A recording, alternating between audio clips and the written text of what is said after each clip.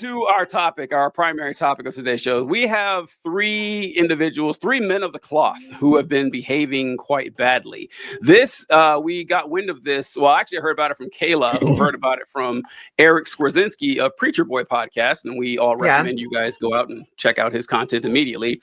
But always. Oh, and so our first story is going to be about a man named Jeffrey Brian Merrow. Now, you know, if the news is referring to you by all three names, things have gone very wrong, right? You've either been like elected president or you've committed some sort of serious crime. And this guy is hitting close to home, especially for Kayla, because he's from North Carolina. And I'm going to read the story here. It says, a former pastor has been charged with embezzlement and theft from a Western North Carolina church that involves contributions of money and supplies intended for Hurricane Helene relief efforts. The McDowell County Sheriff's Office charged Jeffrey Brian Merrow, 60 years old, of Marion, with felony counts of embezzlement, larceny, according to an announcement made Friday, January 17th. Merrow was the pastor of Garden Creek Baptist Church in Marion at the time. He was given a $5,000 secure bond. Now, try as I did, I didn't find a whole lot about Garden Creek Church. I could have looked longer, but I didn't see a lot about it. I wish I did, because I wanted to flesh the story out more. But according to the sheriff officials, a deputy met with church members. Oh, it's just like, sorry, no, that's me. All right. According to sheriff officials, a deputy met with church members in reference to the embezzlement, fraud, and theft. It happened October 28, 2024.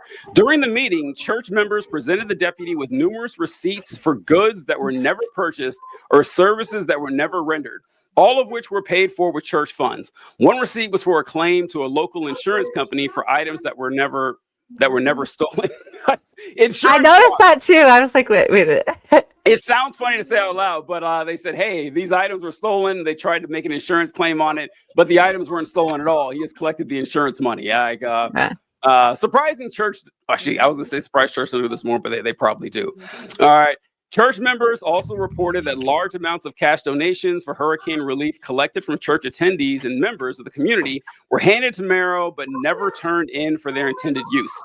Additionally, church members said items donated by the community for hurricane relief, such as generators, chainsaws, heaters, and more, were reported stolen. Upon further investigation, a warrant was issued for Merrow's arrest on November 19, 2024. He was taken into custody January 5th, 2025. Merrow was already on supervised probation for obtaining property by false pretense of an amount greater than $100,000 from an unrelated incident. So this guy is basically a career criminal. Like, this guy has a long that's what I wondered. I wanted to look into the story about this church more, because how do you elect a pastor with criminal history like that? I have no idea. I don't live that far from Marion. It's like pretty close to me. I'll just say that. And I do know that like everyone around here is really trusting. But yeah, to put somebody in a leadership position in this like climate, you gotta run a background check. Like, and then who votes on that? Like the congregation? I don't know. Most of them probably didn't know. I mean, honestly, I can see. Yeah. Why? I believe they didn't know. I believe that. I think that they were just swindled by this guy. But I can see this happening in 1928, where some guy just shows up and says, hey, I'd love to be the pastor of your church. I'm a man of God. I have a heart for the people. And I'm like, all right, sure. Let's get on board here. But now, I mean, do we know how long he was the pastor there? Let's see if it said here. I feel like that's important. Sidebar. That's a good question. See, when did he become pastor? I don't know. I know he's been replacing. Let's see if I can find it in this article here. Oh, here we go. Well, lost it. Merrow, who had previously served as the interim. Oh, he previously served the pastor of the church. Oh no, I don't know how long he's been pastor. God damn, I wish I knew the answer to that question. That's gonna bug me now.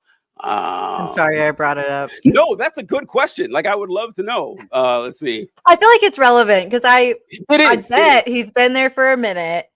And gain Oh people's man. trust. I mean, I don't know. I just want to hope for my kind of community that he did. Not that I'm a Well, church going girl, but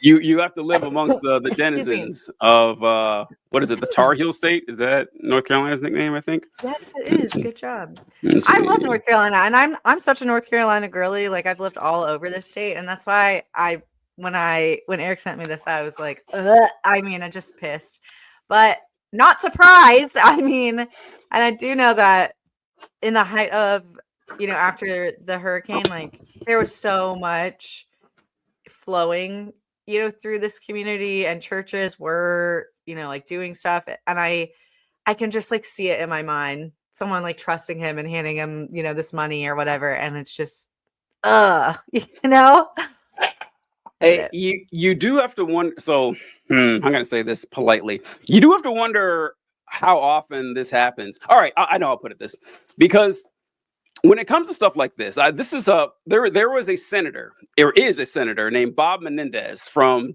Delaware, I think, or New Jersey, a senator from New Jersey, who just a couple of days ago was convicted of bribery in the Senate and corruption charges. He's the first senator to be convicted decades. Yeah, it's been a long time. And there's a good reason that there hasn't been a lot of convictions for senators, because our political system is legalized bribery. That's the entire thing. Yeah. Like if you want to run for office, it's so bad. Yeah, you can idealistically, like if I was in charge, you could only run by having like a set amount that goes to candidates, and individuals like regular people can send contributions, which you can send up to $2,600 to whoever you want running in the primary, and then 26 more, maybe 27 when the general comes along. But what politicians do is there's a cap to how much there's a cap to how much money you can say. What? It's like good to know. Well, yeah. So here's the thing. So there's a cap to how much money you can give as an individual person. And even with that cap, your average person does not have $3,000 to spare to give to a politician in hopes that they could win, right? Most people aren't going to be able to do that. And they certainly aren't going to do it every election cycle. And most people don't donate at all. And the people who want to donate, a lot of them can't afford to. So even people who are giving $30, $50, $100, you're still tending toward a higher earning demographic, right? Yeah, that's the who's going to be most likely to contribute. Already kind of a problem. But what's even worse, ever since we had the Supreme Court decision, Citizens United, which declared that corporations are people. But corporations don't have that limit. Corporations can donate millions of dollars at a time. So if you're running for office and I can either ask 1,000 people or 10,000 people, hopefully give me $30 at a time, or go to one corporation and say, can you give me $10 million? And they're going to give it to you. And you really want it. So when you get in office, you're going to do what the corporation says, and you want them to support you again. So I kind of see, where was I going with this? Why am I talking about? I was just wondering that. I was like, wait a minute. How did I get here? Shit, this is very unprofessional. What I was going here. Bribery. That's right. Bribery. And Bob Menendez, so he was convicted for, taking bribes from Egypt. He had like gold bars in his house that had like Egyptian symbols. That was such a good little like rant that you went on, though. I just want you to know that was so informational and really funny. I loved it. Yeah, and so like in order to be convicted of corruption charges and bribery in the U.S. Senate, you've really got to do some shady, illegal shit. These laws preventing corruption, they're not really morality tests as much as they're intelligence tests, because there's so much money to be made legally through bribery. If you're doing illegal bribery, you're going way out of your way. And that's what I think about this guy, because churches are kind of the same way in that churches they're tax exempt. Like, hey, that's a loophole I'm shocked more people don't take advantage of. Like, Kayla, you could start your own church, like tomorrow afternoon, the Church of Kayla, worshiping whatever you want. I might, actually. I've been thinking about it, so I don't know you should say that.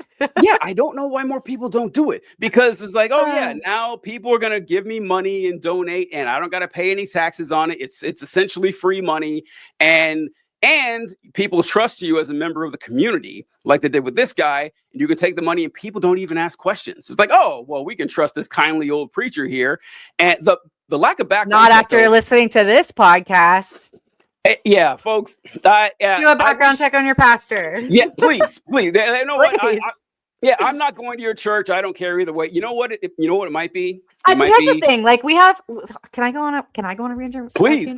We have sex offenders, registered. Like I think it's super common. I don't know if most people do this, but like if you're looking to move or you're looking for an area to live, like you would check your neighbors, you would check your community, like make sure, So why is it weird or not more just a normal thing if you're going to be spending a ton of time with this man or person and listening to them, like taking advice about your soul, the most important thing, run a background check. Just that feels like such a standard thing is my whole point.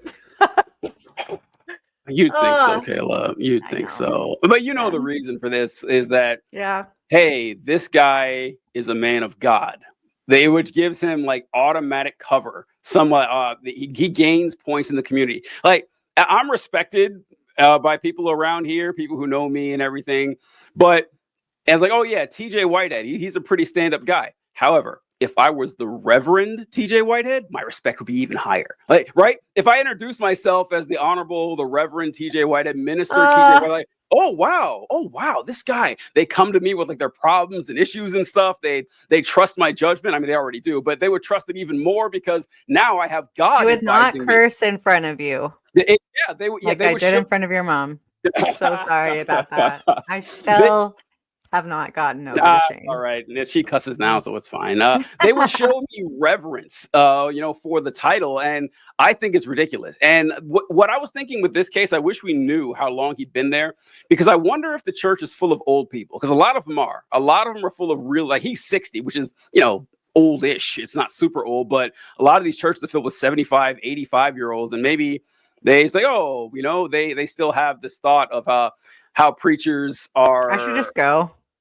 Let's just go on Sunday. Yes, record it. I would love to see what's going on there. It's like you want me to like go undercover? I want you to go undercover. Say you want me to go undercover. I do. I want you to go undercover in this church, and I want you to try to get a position there. I want you to try to get a paid job. I mean, how hard could I'll be the pastor. I heard you guys have a temp pastor. I'm here. What's up? Yeah. If this guy can just waltz on in with a $100,000 larceny charge on his record, I don't think they're looking too deeply into anything. So yeah, you know what? But there's also this possibility that how many times, like we talked about the randos that used to show up in the IFB churches that were just taken in, and how many times did you hear some like kind of like testimonial and comeback story from a leader in one of these churches? I know I've heard a few, and that's so he might have owned up to it and been like, and then that's a great point. I got saved and God changed me. And people are really forgiving and kind, and sometimes to a detriment as much as we are. That's a good observation. That's really good, because you're right. For those of you wondering what we're talking about here, every now and again we'd find these random people just showing up in the church, and they'd always have these testimonials that were most likely made up. A lot of them were ridiculous, but I've seen a lot of videos going around. I may have sent one to you guys in the group chat, but it shows as like testimonials you hear in the church. It's like, man, I was fucking every day. I just had women lined up all over the place. I was doing coke. I owned guns. I was in and out of jail. They make it sound like the most awesome life possible. And they say, and then I found Jesus and I gave all that up. And most of the kids there, they've just been, church kids who haven't done anything exciting in their lives at all. And they feel kind of bodied by that testimony. But this guy, they would be very funny if he was honest. He's like, yes, I'm a career criminal. I've been saved by the blood of the Lamb. A lot of money. Yep. I put all that behind me. Hand me the offering plate, please. God's been blessing me. Oh God. Hey, once again, we joke about it all the time, but it's the money's there for the taking. I always wonder why not just start a career at being a con artist. And it couldn't, every day I see it, that would be pretty